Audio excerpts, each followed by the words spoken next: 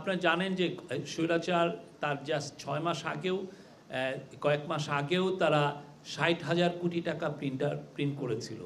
হ্যাঁ, তো আমি আমাদের সেন্ট্রাল ব্যাংকের গভর্নর আমাকে বলেছেন ওই পুরো 60,000 কোটি টাকার প্রিন্টিংয়ের মূল উদ্দেশ্য ছিল এস আলমকে টাকা পাচারে হেল্প করা।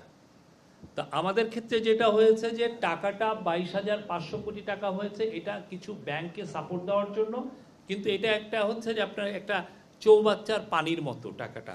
হ্যাঁ, একদিক দিয়ে পানি আসছে টাকাটা, আর একদিক দিয়ে ওইটা বেরিয়ে যাচ্ছে, ফলে পানিতে টাকা যেটা আছে মার্কেটে সেটা কিন্তু সমান থাকছে, মানে পানি কিন্তু একই থাকছে।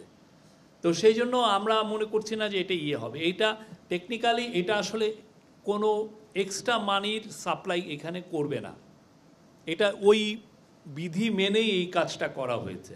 তো আপনি ওইটার সাথে এটার মানে খুবই গুণগত ডিফারেন্স আছে। ওইটা পুরোটাই ছিল এস আলমকে সাপোর্ট দেওয়া, আর এইটা হচ্ছে হলো বাংলাদেশের যে ব্যাংকগুলো যারা উইক ব্যাংক তাকে সাপোর্ট দেওয়া। কিন্তু এইটার সাথে মুদ্রাস্ফীতিতে এটা যে হিট করবে না, মার্কেটে হিট করবে না।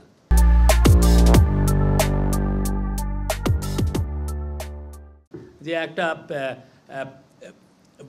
কি যেন কর্ণফুলী নদীর নিচ দিয়ে টানেল করা হয়েছে, কিন্তু এখন ওইখান দিয়ে কেউ যাচ্ছে না। পুরো জিনিসটাই করা হয়েছে সাইফুজ্জামান চৌধুরী তার যে কনস্টিটিউয়েন্সি সেইখানেতে যাওয়ার জন্য ওইটা করেছেন, এবং ওইখানে উনি 450 কোটি টাকা দিয়ে প্রাসাদ এর মতো করে রেখেছেন, 7 স্টার হোটেলের মতো করে রেখেছেন, কিন্তু যাবেটা কে? ট্যাক্স পেয়ারের টাকায়। এবং এখন দেখা যায় যে এটার মেনটেনেন্স কস্টের থেকে এটার এত বেশি যে ওই টাকার আমরা কিয়দাংশ উঠাতে পারছি না। ওটা তো এই চুরিটা পুরো আমাদের সবার সামনে হয়েছে, আমরা অনেকে প্রেস করে এটা লিখেছি, চিরাঙের অনেক সাংবাদিক এটার একদম বলতে যে একদম ফেনা উঠিয়ে ফেলেছেন এটা। কিন্তু তখন থেকেই কিন্তু আমরা অনেক, কেউ যদি কোনো ভালো ইকোনমিস্টের সাথে কথা বলতেন, ভালো ইঞ্জিনিয়ারের সাথে কথা, তারাই বলতেন যে এটার ইকোনমিক ভ্যালুটা কী।